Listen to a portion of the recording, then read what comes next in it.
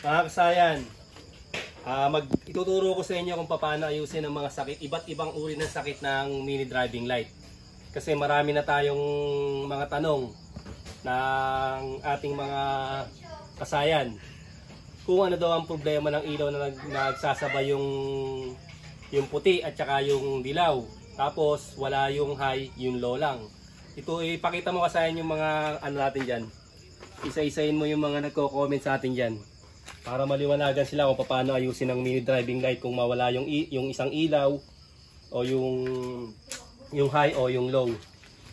Dahil isa pa lang video natin ito, yung pag nawala yung dalawang ilaw, high or low. Ang solusyon, magpapalit ng switch. Ito naman, isa-isa lang o nagsasabay sila sa 4 wires. Unahin natin yung 4 wires. Tingnan natin yung 4 wires dyan.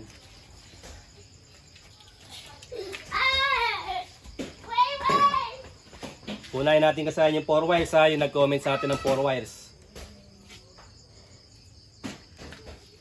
Basahin mo kasayan. Nagsasabay yung puti at yung ilaw, yung high or low. Nagsasabay siya. Sa 4 wires. Ayun o. Ang cause bakit nagsama ang kulay ang ilaw ng high at low. Ito siya kasayan, papakita ko sa inyo. Unahin na natin yun ano. Ito siya. Ngayon kasayan, ito muna yung unang sakit. Susunod natin yun na, ito pala yung unang sakit ano. Halimbawa, nagpa-install kayo ng mini driving light. Wala lahat. Ito siya oh. Sinek niyo siya ano. Ito yung mini driving light natin na ganito yung pagkaka-install. Ito siya ano. Bali 4 wires to. Ito yung combination, yung white. Ito yung high, yung red. Ito yung low, yung blue. Ngayon kasi binuksan na natin yung switch, walang umiilaw. Lahat totally wala. Tapos sinignan natin yung fuse, okay naman yung fuse. Wala naman putol yung fuse. Ano kasayan ano? Ang sakit naman ito kasayan kaya walang umiilaw sa kanya. Ang sakit niya no, walang ground. Wala yung ground niya kaya lahat apat wala siya. Ito, tutukan mo dito sa kabila. Yung tornilyohan. Ito siya kasayan no. Pag wala siyang ground, walang iilaw dyan kahit isa. Ayan na siya kasayan ha. Ground ng sakit pag nawala naman lahat. Mga pwedeng sakit ng MDL kasayan para makuha niyo yung isang ano. Ayan siya, ground. Yung unang sakit. Ngayon naman kasayan sa 4 wires. Sa 4 wires naman tayo. Ito na yung una ha. Ito. Bakit to nagsama yung high and low? Sa tingin ko kasayan, nagamit niya yung kulay puti. Ito. Yung kulay puti na to. Ito ha. Ito. Ito yung tinatawag na white yellow. Ibig sabihin kasayan, nagamit niya to. Inilagay niya to sa 3-way switch. Nailagay niya to sa 3-way switch. Ngayon, ito yung 3-way switch na nagamit niya. Ito siya kasayan ha. Ayan siya ba? Yung 3-way switch. Papatayin muna natin ha. Siyempre, pag nagamit mo yung kulay puti, ito siya. Yung combination niya. Ayan yung combination. Combination ng white yellow. Kaya magsasama yung high tsaka yung low. Kasi kasayan nagamit niya yung ano yung combination na kulay. Hindi katulad ng nailalagay natin sa ano, sa nailalagay natin siya sa passing light lang siya na ilalagay.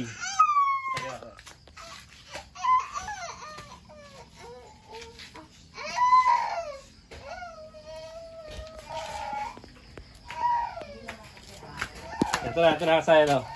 Nagamit natin sa, doon lang siya nailagay sa ano, nagamit yung combination. Ayan yung combination niya ha. Ito siya oh. Combination. Tapos, ito yung low. Ayun yung low, tas ito yung high. Nailagay niya yung combination, kaya sabi niya, nagsama yung ano, nagsama yung high and low. Ayan siya kasayan, nagsama yung high and low. Okay kasayan na, nagsama lang yung high and low, yung kulay white kasi 4 wires siya eh. Kitang-kita ba kasayan yung yellow? Kitang-kita ron? Apo. Kitang-kita nila. Ayan yung white yellow yan kasayan ha. Kasi ito yung white oh. Ay yung yellow, ito naman yung white. Ayan siya. Tapos ito yung combination ng white yellow. Nailagay niya to sa 4 wires, hindi niya nilagay sa passing light. Ngayon ito naman yung isa. Ito naman yung mga wires natin, ano. Ito yung mga sakit ng wires. Bubuksan nyo yung ito. Magbubukas kayo sa high and low. Ganito yung pag-test nya, ba? Buksan nyo yung high and low. Ito siya. Ito yung high and low, ha. Ito yung common. Ito yung high and low. Pag nawalan dito ng supply, hindi lang ground yung mawawala. Mawawala din lahat ng ilaw. Pag nawala yung supply ng common, yung sa may relay natin na 87, mawawala din lahat yung power. Ito yung pag-test naman pag wala yung dalawa. Pag wala yung dalawang kulay. Halimbawa, dalawang puti, wala. Walang dalawang puti, tapos walang dalawang dilaw. Siya, lagay lang natin sa negative. Tapos buksan lang natin siya.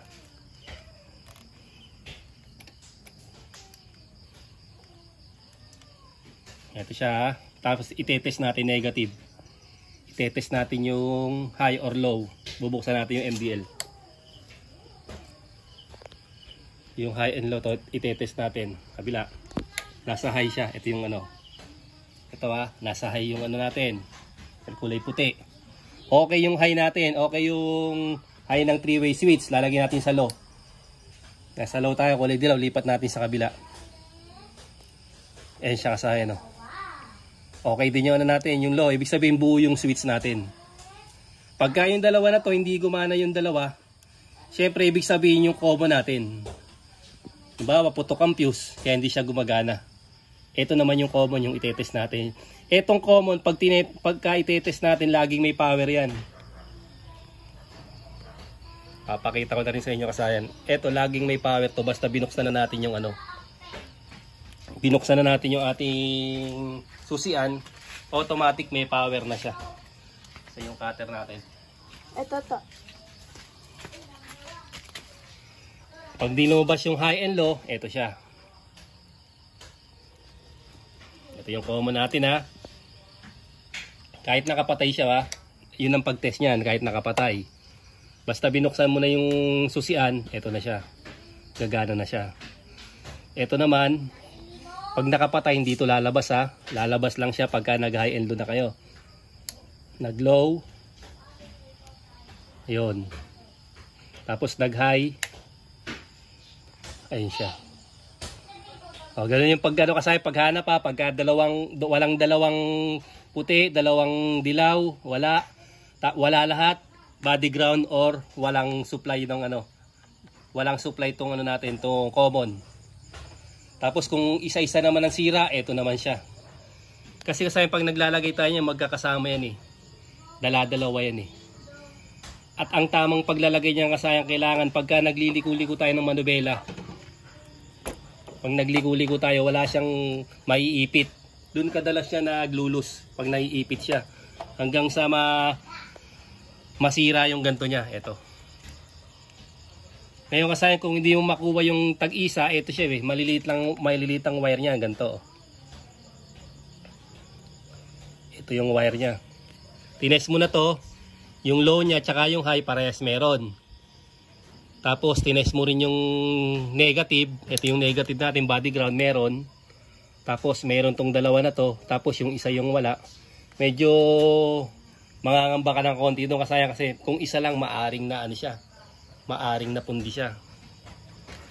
Titingnan nyo ngayon yung wire nyo. Kung merong kumala sa kanya. Tapos, pwede din siyang irekta. Irektang i-testing. Siya, titingnan natin yung ano. Magbubukas tayo ng high and low. High or low yung ano natin. Isasample natin. Kaya nawawala yung isa man sa kanila. Kung nahuhugot yung ano natin, yung MDL natin, kaya kailangan sure ball kayo dito. Pwede kayo magduktong ng wire dito. Ayan siya. Titingnan nyo syempre kung meron pa rin siya pare supply. Ito, punta tayo sa ano, napunta tayo sa kulay pula, high.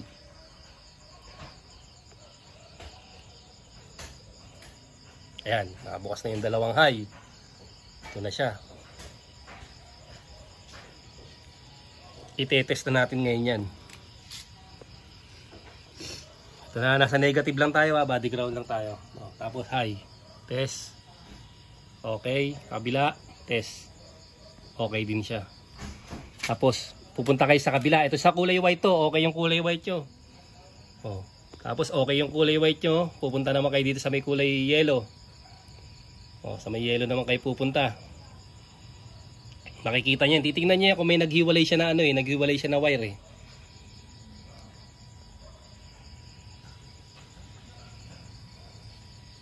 Pwede nyo paghiwalay niyan. Aanin nyo ulit. Pero pag nakita nyo naman na intact at wala naman putol, dun nyo malalaman siya kung bakit may isang kulang. Kasi hindi naman lahat ng mga MDL matitibay. Etong wire na to, kung saan nyo may sira, paghihiwalay nyo yung dalawa.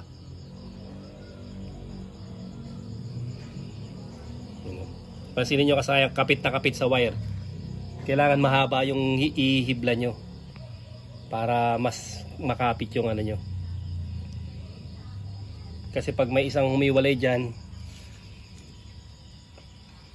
katulad dyan, halimbawa pupunta tayo sa kabila, pupunta tayo sa low, ayan na siya, kasaya na. Ganito yung nangyayari sa kanya pagka nahugot yung isa. Kasi kung halimbawa meron kasi nag-wiring kasaya na ganito, pag nagkuha sila ng wire masyadong maliit lang, mga ganito lang kahaba. Mga ganito lang kahaba kasaya, no? Ibig sabihin mas madali siyang mahila. Habaan nyo kasayan. Kahit mas mahaba pa ng bagya, kahit habaan nyo pa ng ganyan. Para pagka pinagsabay nyo yung to. Yan. Para pag pinagsama nyo, malaki yung kapit niya. Mahaba yung kapit ng inyong ng MDL. Ito siya, oh. O ngayon, kaya nawawala yung isa, dito tayo.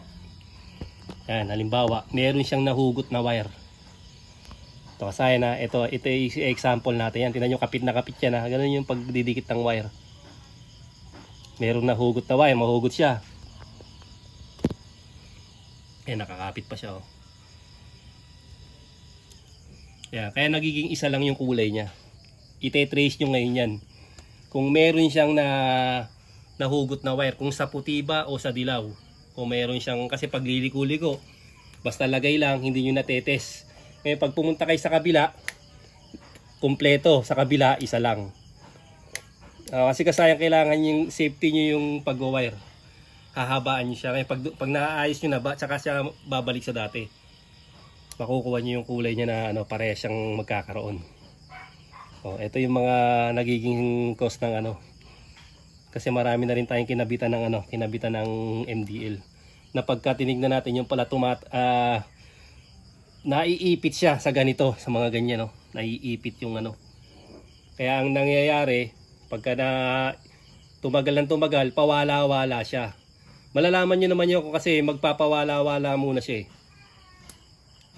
hanggat kumakapit siya, meron siya. Ngayon pagka yung halimbawa nalubak o napihit nyo ng mawawala yung niya, mawawala yung isang ilaw. Tapos pag kinalog-kalog nyo, magkakaroon. Ibig sabihin yun, nag-uumpisa na siyang matastas. Hanapin nyo lang yun. Pag may nawalang ganyan, hahanapin nyo lang. Kailangan nyo lang uling mai-wire ng maayos. I-safety nyo na ng mahabang wire para talagang hindi siya maglulus. Tsaka pansinin nyo, pagka lumiko-liko, wala na siyang babanggaan. Walang babanggaan yung pinaka natin, yung MDL natin. Ganun din yung paghahanap sa kulay pula.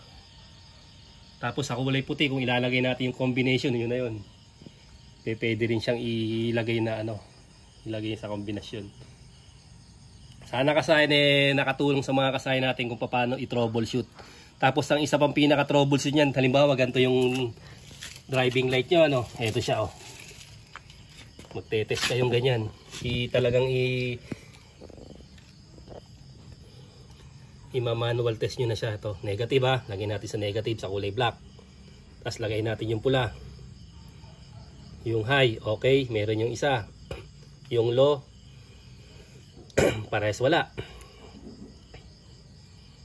Ito yung negative.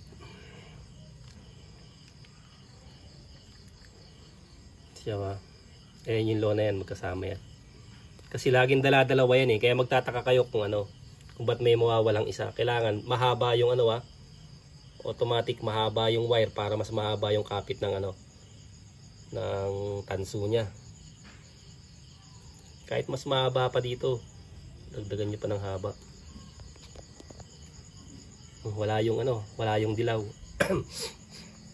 Nasa kabila, isang puti. Isang puti, pagdating dito, walang dilaw na lumalabas. Oh, ito siya kasaya, no. Ito naman yung mga sira niyan. Ayun, oh.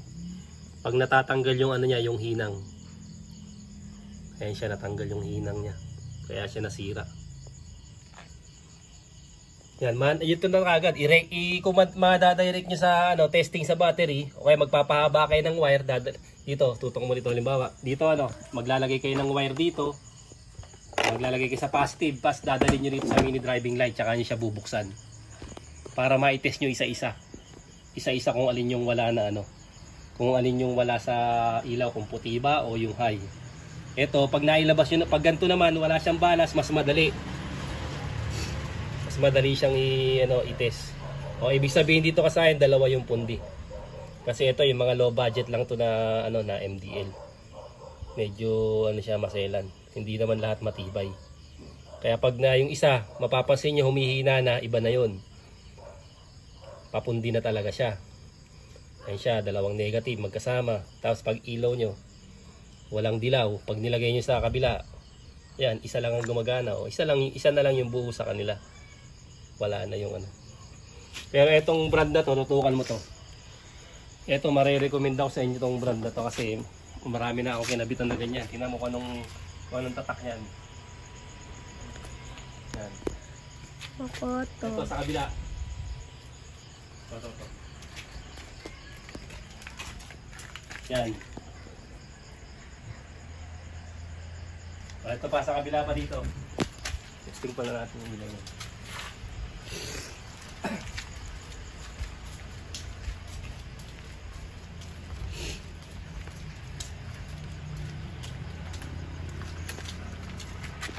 Ito pa sa kabila.